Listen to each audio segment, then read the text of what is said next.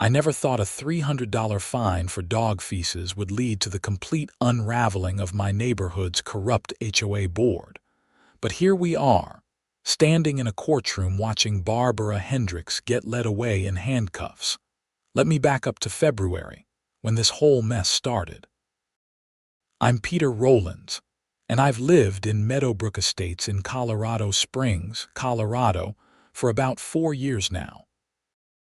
It's one of those planned communities with identical mailboxes, strict lawn height requirements, and a homeowners association that treats the rulebook like it was handed down from Mount Sinai. My wife died 3 years ago, and my golden retriever, Max, has been my constant companion ever since. He's 8 years old, perfectly trained, and honestly better behaved than most people I know. That Tuesday morning started like any other. I woke up at 6, made coffee, and took Max out for his morning walk. The neighborhood was quiet under a blanket of fresh snow that had fallen overnight, about 4 inches worth. Max did his business on our lawn like always, and I cleaned it up immediately with the biodegradable bags I keep in every jacket pocket. Anyone who knows me knows I'm obsessive about picking up after my dog. I've seen too many people let their pets crap wherever they want, and I refuse to be that guy. I was heading back inside when I noticed Barbara Hendricks, the HOA president, standing on her front porch 3 houses down. She was watching me with that pinched expression she always wore, like she'd just bitten into a lemon. Barbara was 52, had the Karen haircut complete with blonde highlights, and wore her HOA president title like a crown. She lived for finding violations and issuing fines. I gave her a polite wave, which she didn't return, and went inside to get ready for work. I'm a civil engineer, and I'd been working on a major project for the city's water infrastructure.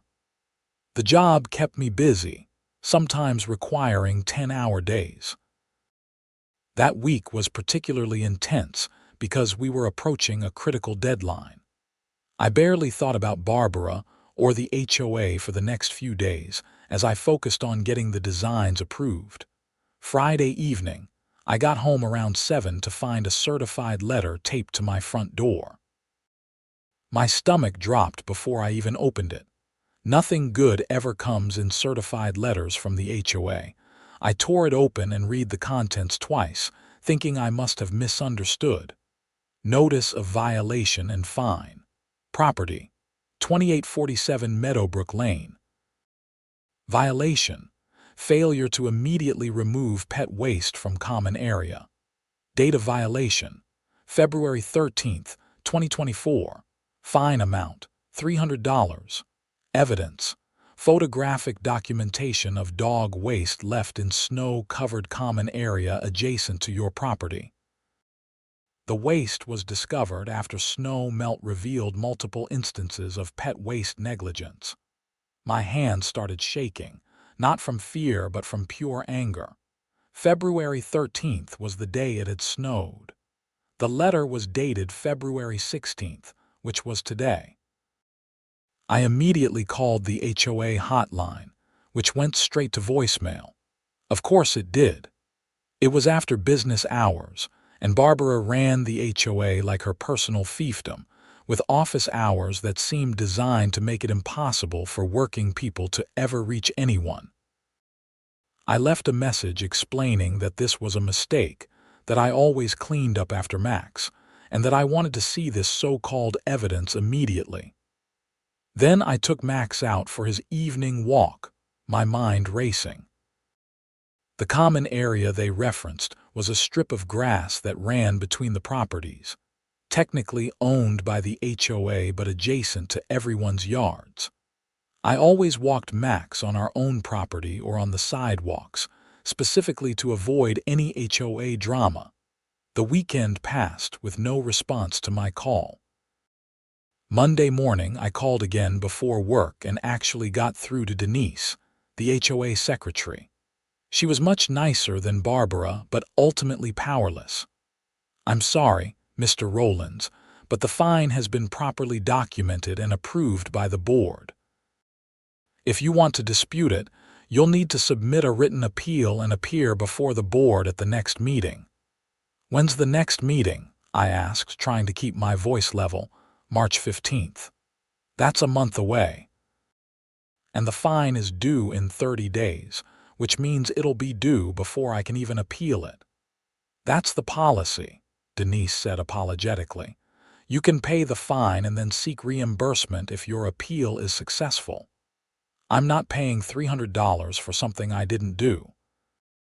"I want to see the evidence Barbara claims to have." There was a pause. "I'll have to ask Mrs. Hendricks about releasing the photographs to you. She's very particular about HOA documentation." I bet she was. I hung up and immediately started documenting everything. I went through my phone and found that I'd actually taken a photo of Max in the snow that Tuesday morning, timestamp and all, showing him on our front lawn. I took pictures of my trash can, which contained the bags I'd been using all week. I even started a log of every single time I took Max out, with timestamps and locations. 2 days later, I received an email from Barbara herself. The photos were attached, and my blood pressure skyrocketed when I opened them. The images showed several piles of dog waste in the common area, partially covered by snow. The photos were clearly taken from a distance, and while you could definitely see the waste, there was no way to tell which dog it came from. More importantly, there was no evidence whatsoever that it was from Max. I wrote back immediately, keeping my tone professional despite wanting to unleash a string of profanities. "Mrs. Hendricks, these photos do not prove that my dog was responsible for this waste.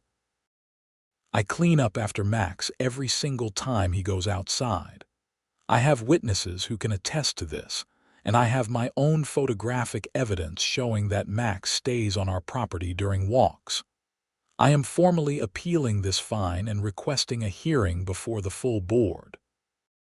Her response came within an hour. "Mr. Rowlands, the violation stands. Your property is adjacent to the common area where the waste was found. Security camera footage shows you walking your dog in the early morning hours of February 13th.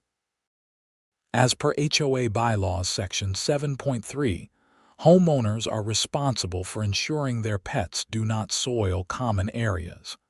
The fine is due by March 16th. Failure to pay will result in additional late fees of $50 per week and potential legal action. Regards, Barbara Hendricks, HOA President." Security camera footage. I didn't know the HOA had cameras, and I certainly hadn't been walking Max in the common area. I forwarded the entire email chain to my lawyer, Tom Davidson, whom I'd used when buying the house. Tom called me that evening.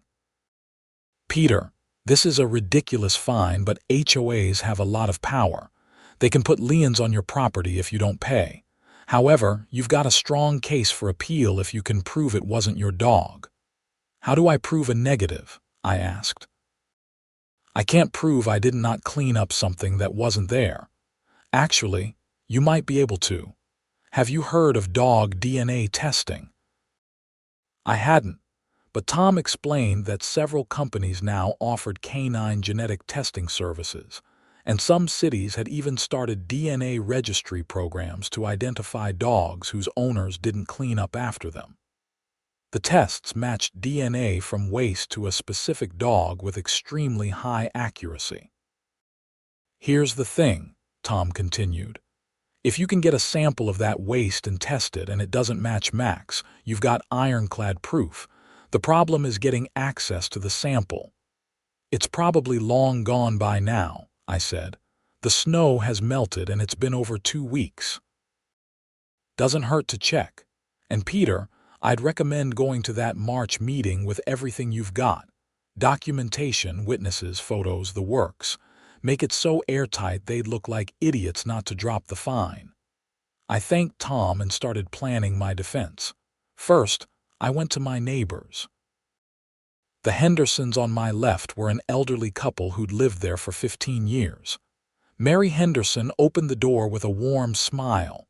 "Peter, dear, how are you? How's Max?" "He's good, Mary. Listen, I hate to bother you, but I've got a weird situation." I explained the fine and the accusation. Mary's face turned red. "That's absolutely ridiculous. We see you with Max every day and you always clean up after him. Always. I've watched you do it from my kitchen window more times than I can count. That Barbara has had it out for you ever since you voted against her proposal to ban dogs over 50 pounds from the neighborhood." I'd forgotten about that vote from 2 years ago. Barbara had wanted to implement a weight limit on dogs, claiming large dogs were dangerous and messy. The proposal had failed, but barely. Max was 70 pounds, so I'd voted against it and encouraged others to do the same. Had Barbara been holding a grudge this whole time? "Would you be willing to write a statement for me?" I asked.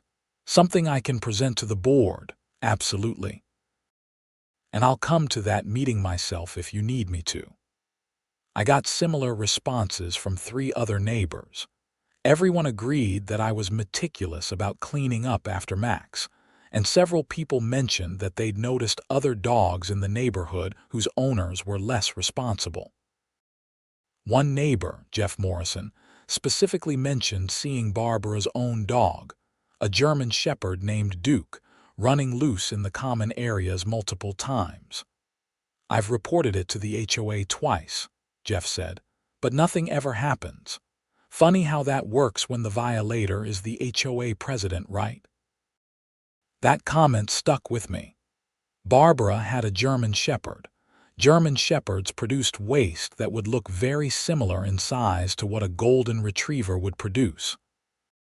I'd never thought much about Duke before, but now I remembered seeing him in Barbara's yard, and I'd definitely seen her walking him, though come to think of it, I'd never actually seen her with a bag to clean up after him.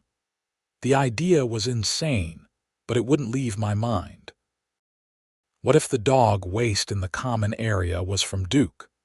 What if Barbara had blamed me for her own dog's mess, either deliberately or because she genuinely jumped to the wrong conclusion? I needed that DNA test. The next weekend, I walked the common area thoroughly, looking for any remaining evidence. Most of the old snow had melted, and 2 weeks of weather had probably destroyed anything that might have been left. I was about to give up when I noticed something near a small evergreen shrub that bordered the common area.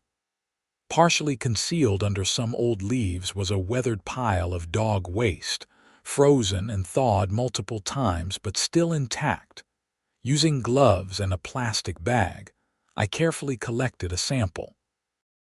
It might not even be from the original incident, but it was from the common area, and it was worth testing. I also collected a fresh sample from Max during his next bathroom break. I found a company called Poo Prints that offered dog DNA testing services and shipped both samples overnight.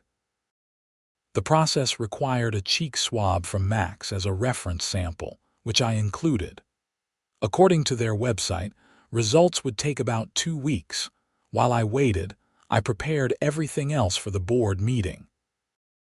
I compiled witness statements, printed photos with timestamps, created a detailed log of Max's bathroom schedule, and even put together a map showing where I walked Max and where the common area was in relation to our property.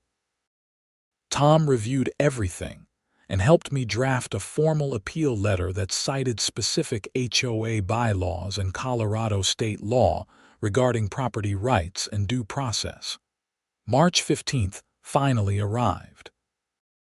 The HOA board meetings were held in the community clubhouse, a generic building with a kitchen, meeting room, and small gym that no one ever used because the equipment was from 1995. I arrived 15 minutes early with a folder full of documents and a USB drive with digital copies of everything. The meeting room had about 30 chairs set up, though only 7 other homeowners were there when I walked in. Barbara sat at a table at the front with 4 other board members: Vice President Donald Kramer, Treasurer Linda Walsh, Secretary Denise Porter, and Member-at-Large Rick Stevens. Barbara's expression when she saw me could have curdled milk. "Mr. Rowlands," she said coldly, "I see you've chosen to appeal your fine in person. That's right. I have substantial evidence to present to the board. You'll have 5 minutes during the homeowner comment period. 5 minutes. This is a formal appeal of a $300 fine. Surely I'm entitled to more time than that. The bylaws specify 5 minutes for homeowner comments.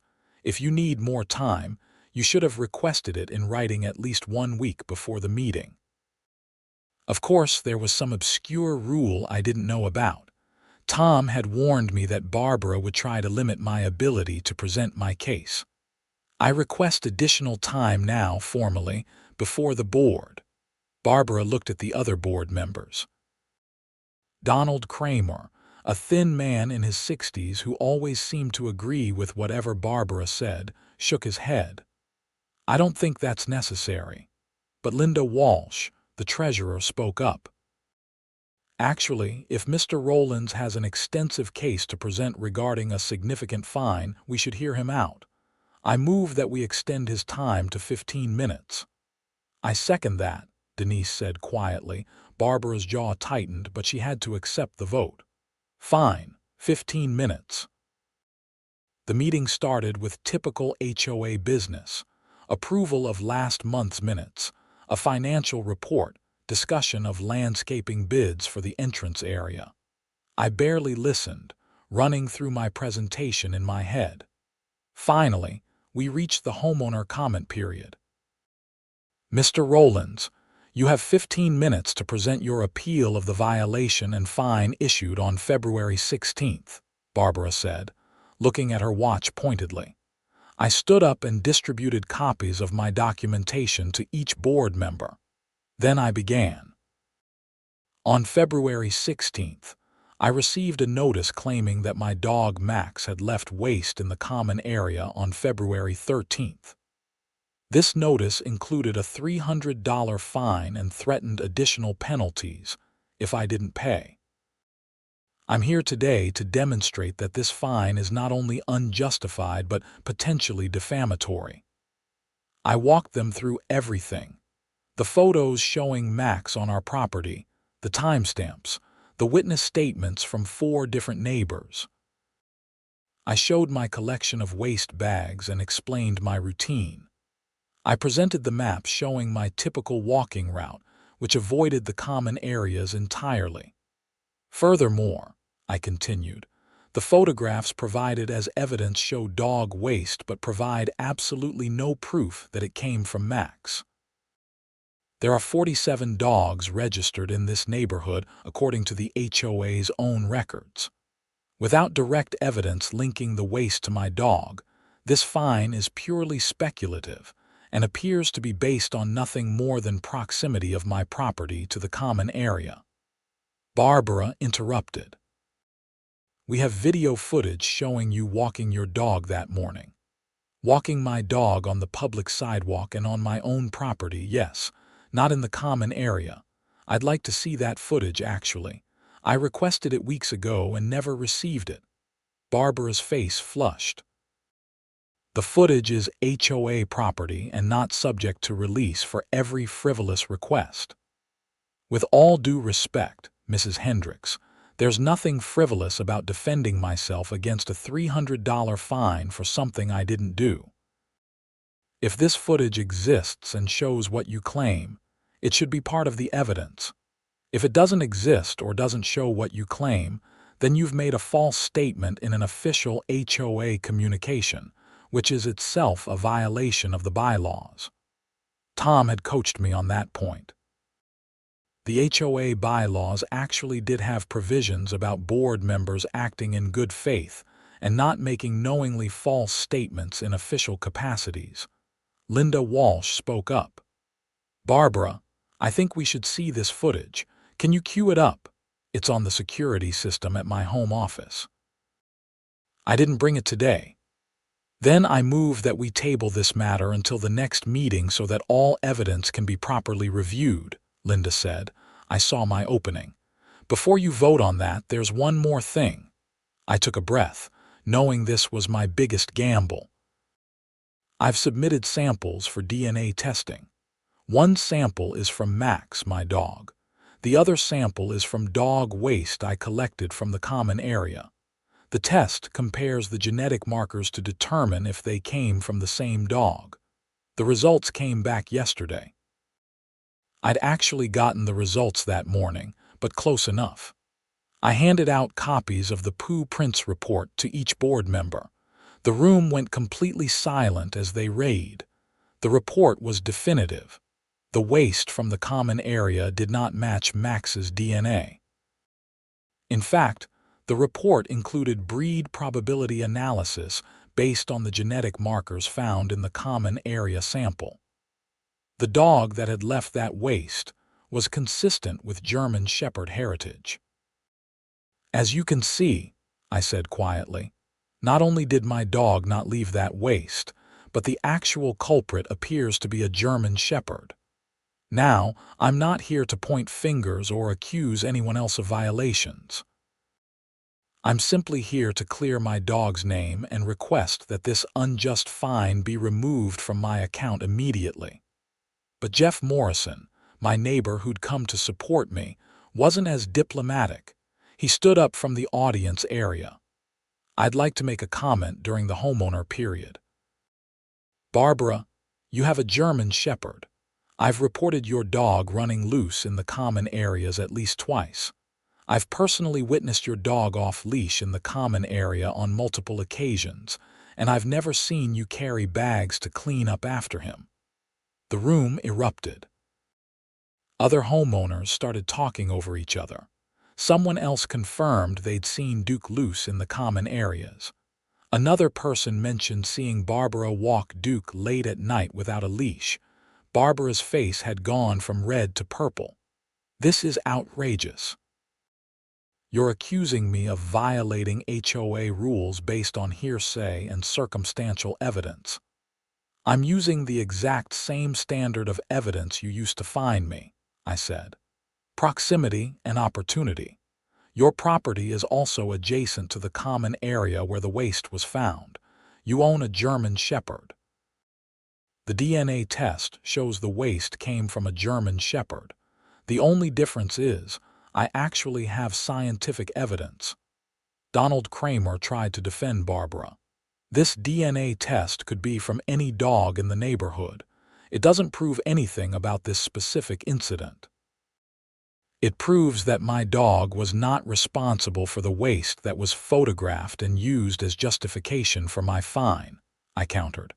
That's all it needs to prove. The fine is invalid. Linda Walsh was studying the DNA report carefully. When exactly did you collect this sample, Mr. Rowlands? March 3rd, from the common area near the evergreen shrubs. I know it might not be from the exact same day as the original incident, but the original waste is long gone. However, this proves that there is a German Shepherd accessing the common area and leaving waste. It supports my contention that I was blamed for another dog's mess. Rick Stevens, the at-large board member who'd been silent until now, finally spoke. I move that we rescind the fine against Mr. Rowlands. The evidence clearly shows reasonable doubt about the source of the waste, and the DNA evidence, even if it's from a different sample, demonstrates that another dog was involved. We can't in good conscience uphold a $300 fine based on the evidence presented. I second, Denise said immediately. Barbara looked like she wanted to explode. This is premature. We should investigate further, review the security footage, and we should have done all of that before issuing the fine, Linda interrupted. All in favor of rescinding the fine. 4 hands went up. Linda, Denise, Rick, and surprisingly Donald, though he looked uncomfortable about it.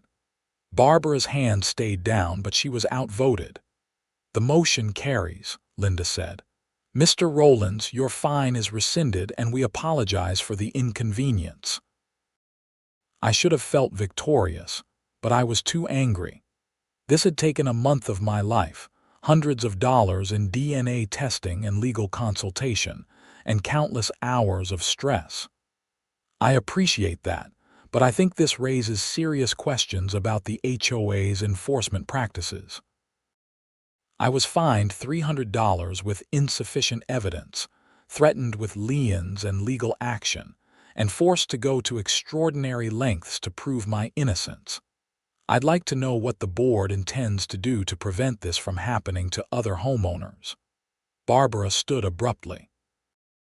"This meeting is adjourned." "We haven't finished the agenda," Rick said. "I'm adjourning the meeting. As president, that's my prerogative." She gathered her papers and walked out, leaving the other board members looking at each other awkwardly. The homeowners in attendance started talking loudly, some approaching me to congratulate me, others discussing Barbara's behavior. Linda Walsh came over to me as the room cleared. "Mr. Rowlands, I want you to know that not all of us agreed with how this was handled from the start. Barbara pushed this through without consulting the full board. She brought it to us as already decided, and by the time we saw the details, you'd already been notified." "That seems like a problem with your internal processes," I said. "It is, and we're going to address it. Can I ask you to send me a copy of all your evidence, including the DNA report? I think the board needs to have a serious discussion about our president's conduct."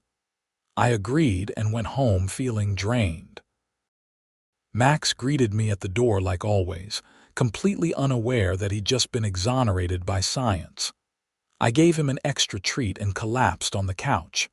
I thought that was the end of it. I was wrong. 3 days later, I got a call from Jeff Morrison. "Peter, you need to see what Barbara just sent out." He forwarded me an email that Barbara had sent to the entire neighborhood through the HOA mailing list. The subject line was "False Accusations and Board Misconduct." The email was a 3-page screed claiming that I had ambushed the board with questionable scientific evidence, and that the other board members had caved to pressure, instead of properly investigating the matter. She claimed the DNA test was inadmissible because the sample wasn't from the original incident, and she strongly implied that I had somehow tampered with or falsified the results. She went on to say that she was disappointed in her fellow board members for not supporting her decision, and that the neighborhood would descend into chaos if homeowners thought they could avoid consequences through expensive lawyers and junk science. The email ended with a thinly veiled threat. "I hope other homeowners are more respectful of HOA authority and more honest in their dealings with the board." I was furious, but Tom told me to wait. "Give her enough rope. She's digging her own grave right now." He was right. Within hours, my inbox was full of emails from other homeowners expressing support and sharing their own stories of Barbara's behavior. One homeowner had been fined for having the wrong shade of gray paint on their shutters, even though the color was within the approved palette. Another had been cited for parking a work van in their driveway overnight, despite there being no rule against it when they moved in. Barbara had apparently added that rule specifically to target them after a personal dispute. The stories kept coming. Barbara had allegedly used HOA funds to replace the fence around her own property, claiming it was a common area improvement, even though it only bordered her yard. She'd given a warning to one homeowner for having Christmas lights up past January 10th, then left her own lights up until February. She tried to fine a homeowner for having a political sign in their window, which was actually illegal under Colorado state law that protected political speech. Linda Walsh called an emergency board meeting for the following week, and this time it was Barbara who was in the hot seat. I wasn't present for this meeting, but Linda filled me in afterward. The board had voted to formally censure Barbara for multiple violations of her duties as president. She'd issued fines without board approval, made unilateral decisions that required board votes, used HOA resources for personal benefit, and misrepresented facts in official communications. The vote to censure her was unanimous among the 4 other board members. They also voted to require all future fines to be approved by at least 3 board members before being issued, and they established a formal appeals process that didn't require waiting a month for the regular meeting. Barbara's response was to resign immediately and threaten to sue the HOA for defamation. That threat went nowhere because everything the board had documented was true, and Barbara knew it. But that's not the craziest part. 2 weeks after Barbara's resignation, I was working in my home office when I heard a commotion outside. I looked out my window and saw 2 police cars parked in front of Barbara's house. Officers were talking to Barbara on her front porch, and she was gesturing wildly, clearly upset. I tried not to stare, but it was hard not to be curious. The police were there for about an hour before they left, and the neighborhood gossip network went into overdrive trying to figure out what had happened. The truth came out 3 days later. Linda Walsh, who'd been elected as the new interim HOA president, called me directly. "Peter, I need to tell you something, and you're probably going to want to sit down." Apparently, after Barbara's resignation, Linda had taken it upon herself to audit the HOA's financial records. Barbara had been treasurer before becoming president 3 years ago, and she'd maintained close control over the finances even after supposedly handing that duty to Linda. What Linda found was shocking. Over the past 3 years, Barbara had embezzled more than $47,000 from the HOA. She'd done it through a combination of fake invoices for services never rendered, inflated quotes from contractors who kicked back portions of the payments to her, and direct transfers to a personal account that she claimed was for HOA administrative expenses. The fence project that had benefited only Barbara's property, it had cost the HOA $8,000. The actual fence company had no record of the transaction. Barbara had pocketed the money and paid for the fence herself at a fraction of the cost, keeping the difference. Those landscaping bids discussed at the meeting I'd attended. Barbara had been taking bribes from contractors to ensure they got the jobs, regardless of whether they submitted the lowest bid or did quality work. The security system she'd referenced, which supposedly had footage of me walking Max. It didn't exist. There were no HOA security cameras. She'd completely fabricated that claim to make her case against me stronger. Linda had taken all of this to a lawyer who'd advised her to file a police report. The police had investigated, confirmed the embezzlement through bank records and contractor interviews, and arrested Barbara for theft and fraud. I was stunned. My simple dispute over a dog poop fine had uncovered years of financial crimes. If Barbara had just let it go, or if she'd been more reasonable in her enforcement, she might have gotten away with all of it for years longer. The HOA pressed charges, and the district attorney was very interested in the case. Apparently, HOA fraud is more common than people think, but it rarely gets prosecuted because HOAs either don't notice or don't want the publicity. This case was different because the evidence was so clear-cut, and because Barbara had made herself so unpopular that the entire neighborhood wanted to see justice done. The legal process took months. Barbara hired a lawyer and tried to fight the charges, but the evidence was overwhelming.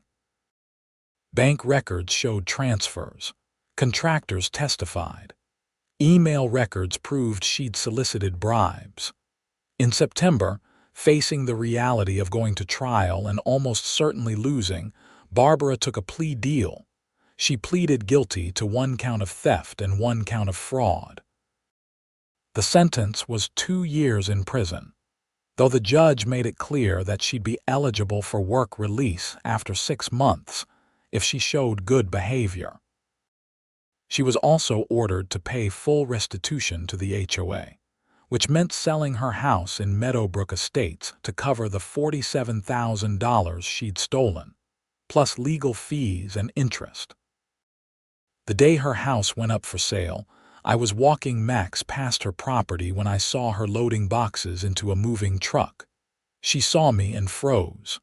For a moment, we just stared at each other. Then she looked away and went back to loading her truck without a word. I didn't say anything either. What was there to say? She'd brought all of this on herself. The HOA underwent major reforms after Barbara's arrest. Linda stayed on as president and immediately implemented new financial controls.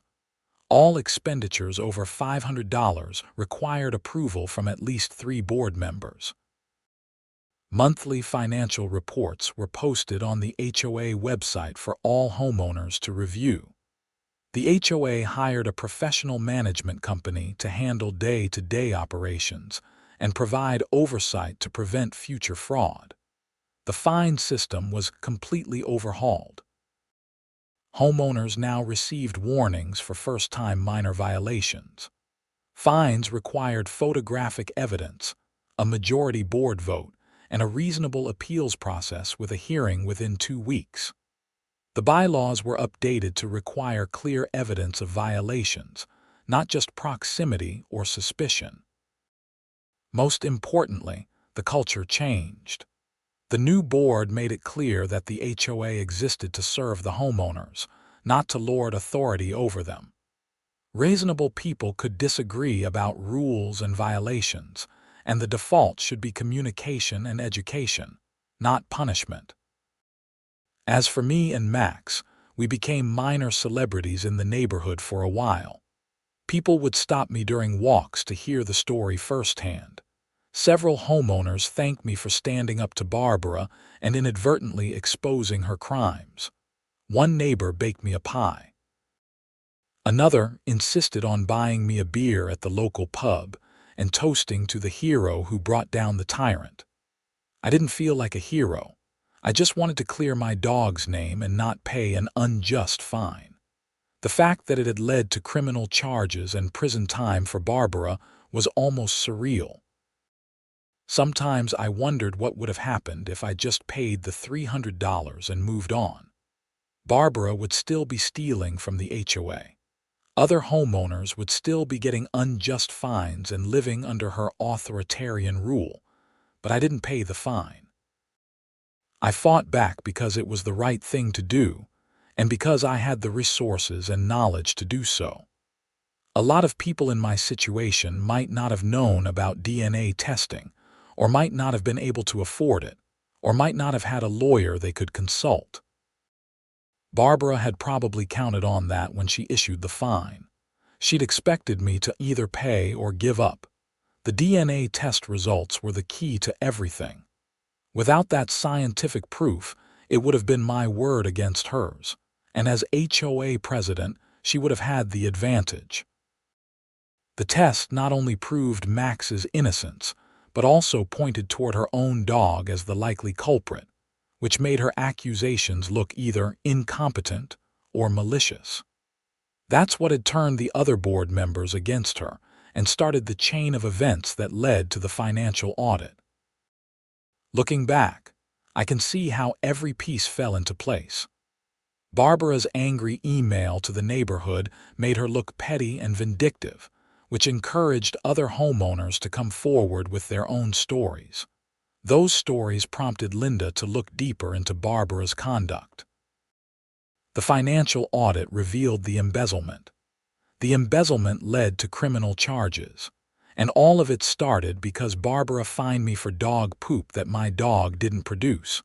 There's a certain poetic justice to it, I suppose. Barbara had been using her position to enrich herself for years, and she'd gotten away with it by ruling through fear and intimidation. She'd counted on homeowners being too afraid or too tired to fight back. But she picked the wrong person to target with the wrong accusation, and her entire house of cards came tumbling down. The trial and sentencing made the local news. The Colorado Springs Gazette ran a story with the headline "HOA President Sentenced for Embezzling Thousands from Neighborhood Association."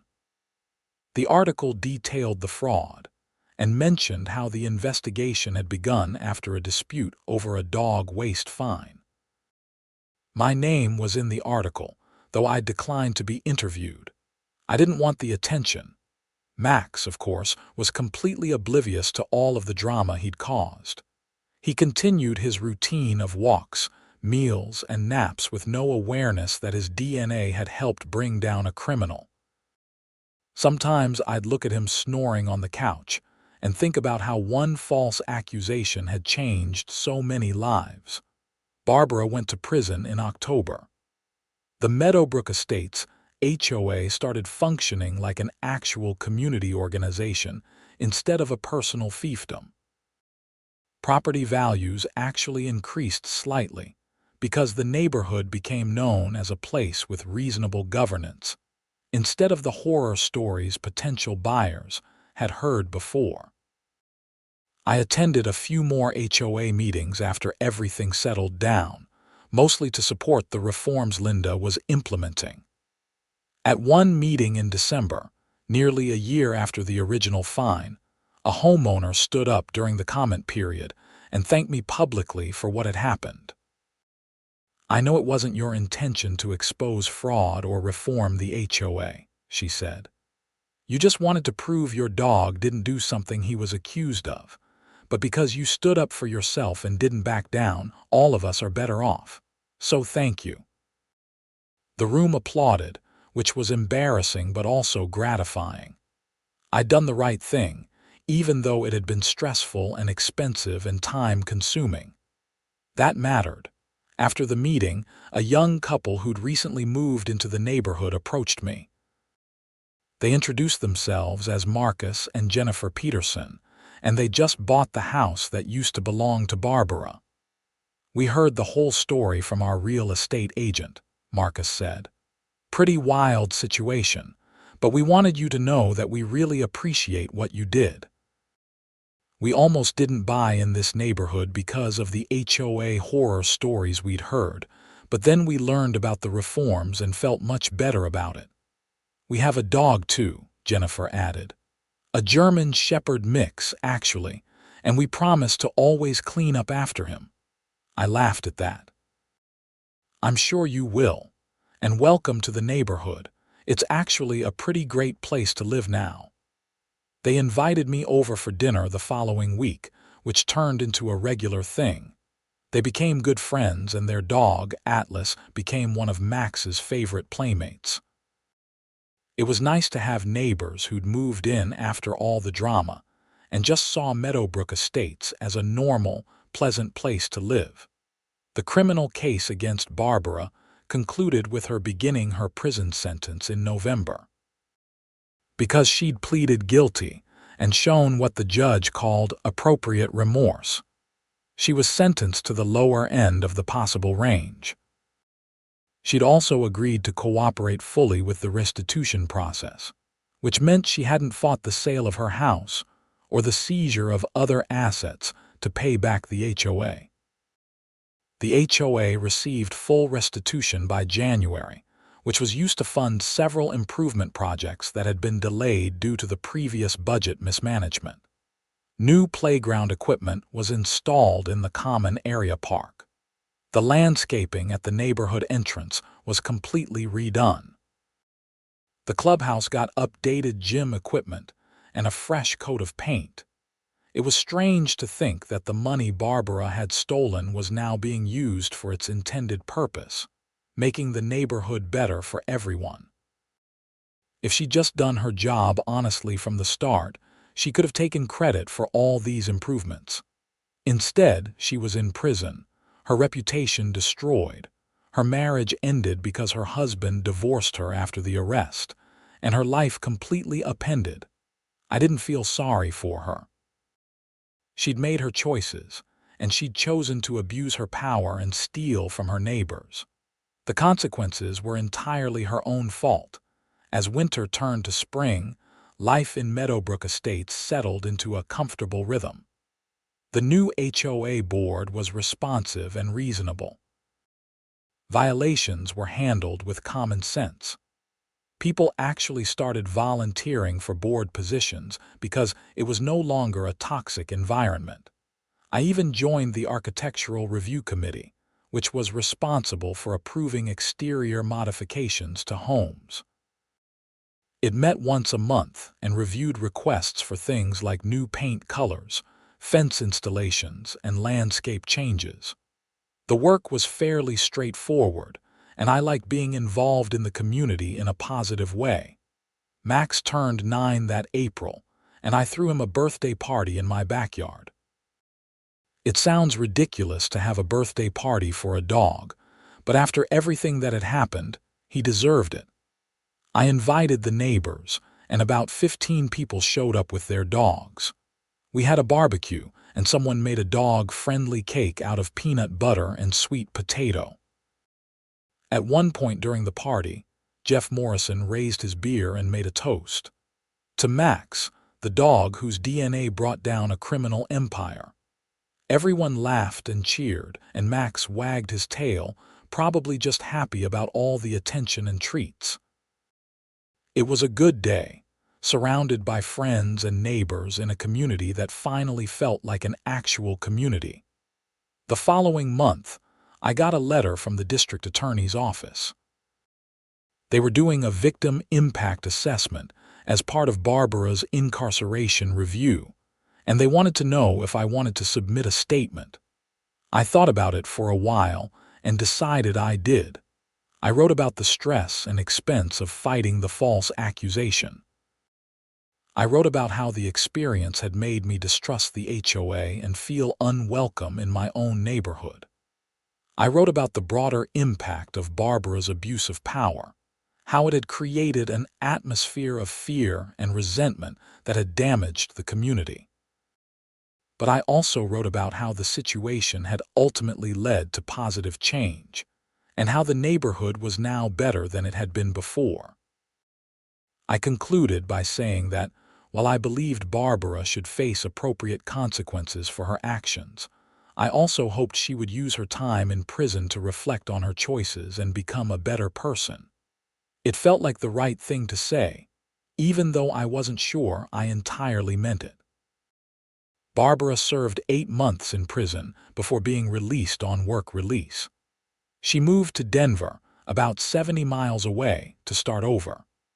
I heard through the neighborhood gossip network that she was working as a receptionist at a dental office and living in a small apartment. She'd lost everything: her house, her marriage, her reputation, her position of power. I imagined that was punishment enough, even beyond the prison time. Duke, her German shepherd, had been adopted by her ex-husband who'd moved to Fort Collins. I hoped the dog was being properly cared for and that his bathroom breaks were now being cleaned up after. In a weird way, Duke was as much a victim in all of this as anyone.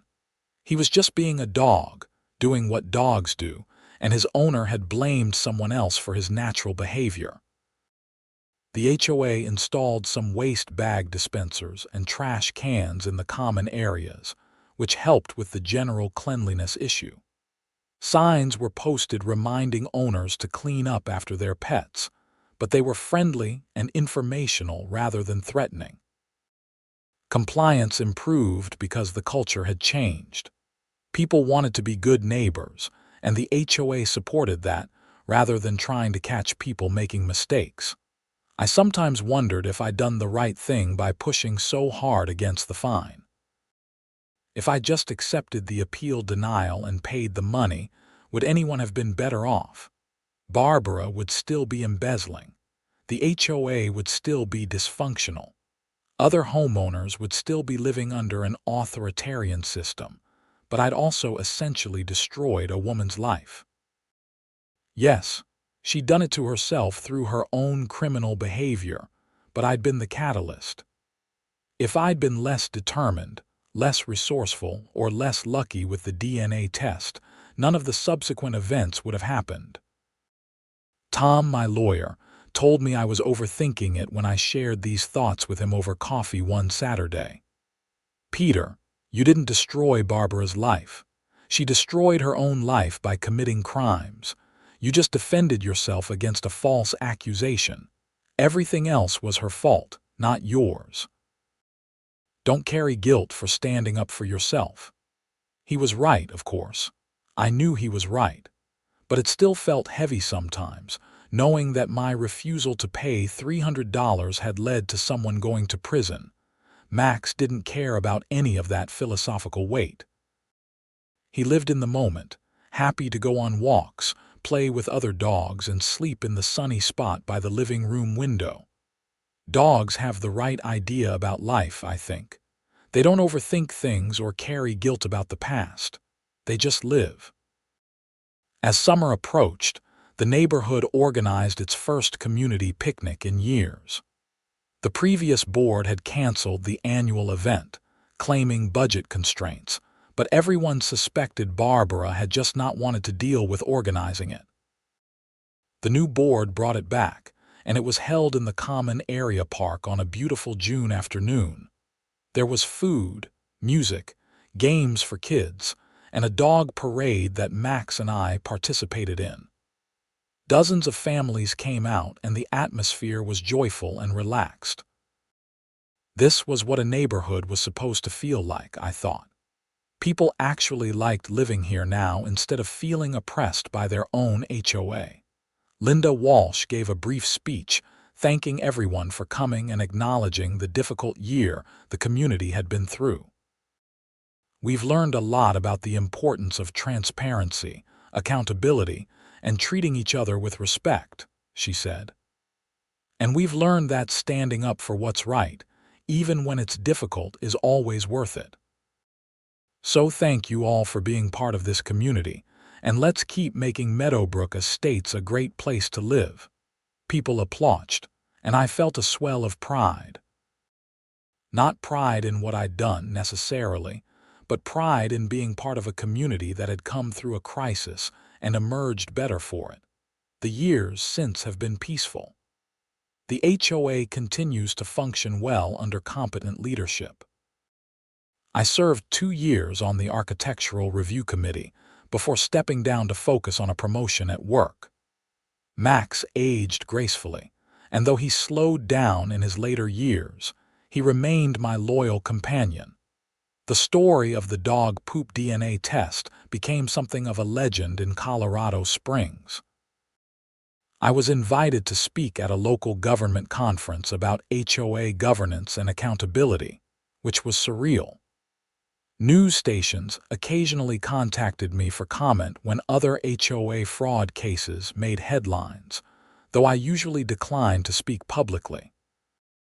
The house that had belonged to Barbara was sold again when the Petersons relocated for work, and a retired couple moved in. The neighborhood continued to grow and change, as neighborhoods do, but the culture of reasonable governance remained. I never saw Barbara again after that day she was loading her moving truck. I heard she eventually moved to Arizona and was working as an administrative assistant somewhere. I hoped she'd learned from her experience and was living an honest life now. I didn't wish her harm, but I didn't regret how things had turned out either. The DNA testing company I'd used, Pooh Prints, actually contacted me and asked if they could use my story in their marketing materials. Apparently, most of their business came from apartment complexes and municipalities, and residential use cases like mine were rare. I agreed, as long as they didn't use my last name or specific location details. The case study they published focused on how DNA testing could resolve disputes and provide definitive evidence in situations that would otherwise be he said, she said. Looking back on the whole experience now, several years later, I'm struck by how one small thing can cascade into something enormous. A false accusation about dog waste led to a DNA test, which led to an HOA board revolt, which led to a financial audit, which led to embezzlement charges, which led to prison time and total life destruction for one person, and systemic reform for an entire community. If Barbara had issued a warning instead of a fine, none of it would have happened. If she'd apologized when confronted with evidence of her mistake, none of it would have happened. If she'd been less arrogant and authoritarian in her response to my appeal, none of it would have happened. She had multiple off-ramps, multiple chances to de-escalate, and she chose escalation every time because she couldn't stand being challenged. Pride and power are dangerous combinations. Barbara had a little bit of power in her role as HOA president, and she let it go to her head. She started believing she was above the rules, above accountability, above consequences. And when someone finally stood up to her, her entire corrupt system came crashing down. The lesson, I suppose, is that accountability matters. Transparency matters. Standing up for yourself matters, even when it would be easier to just pay the fine and move on. Systems depend on people being willing to challenge them when they are unjust, and communities are only as good as the people who participate in them. Max died peacefully in his sleep at age 12, which was a good long life for a golden retriever. I buried him in my backyard under his favorite tree with a marker that read Max, good boy, best friend, accidental crime fighter. It made me smile through my tears.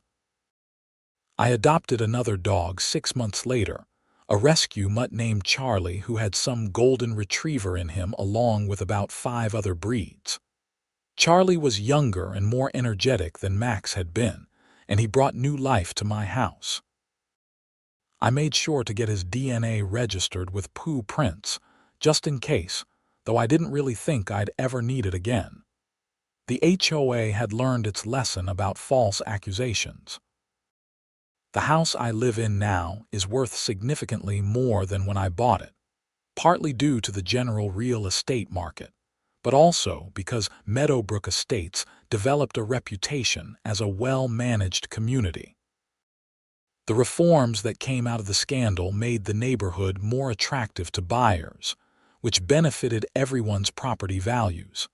I still think about that morning in February, when I got the fine letter taped to my door.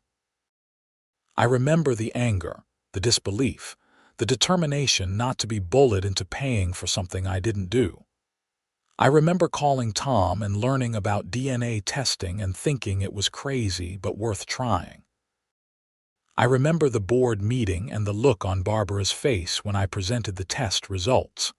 Most of all, I remember learning that standing up for yourself, even in small things, can matter more than you think. I fought a $300 fine on principle, and that principle ended up mattering for an entire community. Justice prevailed, corruption was exposed, and a neighborhood became a better place to live. Would I do it all again, knowing what I know now? Absolutely. Max deserved to have his name cleared. I deserved not to be punished for something I didn't do. And the community deserved to be free from Barbara's corrupt leadership. Sometimes the right thing is also the hard thing, but that doesn't make it any less right. The dog poop under the snow became a symbol of everything that was wrong with how the HOA had been run. Hidden problems, false accusations, abuse of power, and lack of accountability. And the DNA test became a symbol of truth prevailing over assumptions, science over prejudice, and justice over corruption. It's funny how life works sometimes. You never know which small decision will end up changing everything. All I wanted was to clear my dog's name and avoid an unjust fine. What I ended up doing was exposing a criminal, reforming a system, and helping create a community where people actually wanted to live. And it all started with dog poop under snow, a $300 fine, and one man's refusal to back down when he knew he was right. Charlie and I still take walks through the neighborhood every day, past the common areas where the original waste was found, past the house where Barbara used to live, past the homes of neighbors who have become friends. The community is peaceful now, well managed and fair, a place where people look out for each other instead of looking for violations to report. That's Barbara's real legacy, though not the one she intended. By being such a terrible HOA president, by abusing her power so thoroughly, she inadvertently created the catalyst for genuine positive change. The neighborhood is better now precisely because she made it so bad that reform became necessary. As for me, I'm just a guy with a dog, living my life in a nice neighborhood in Colorado Springs. I go to work, come home, take walks, and occasionally attend HOA meetings to make sure the board stays accountable. I've made friends, built community, and found peace after losing my wife. The $300 fine that started everything never appeared on my HOA account. It was rescinded that night at the board meeting, erased like it never existed.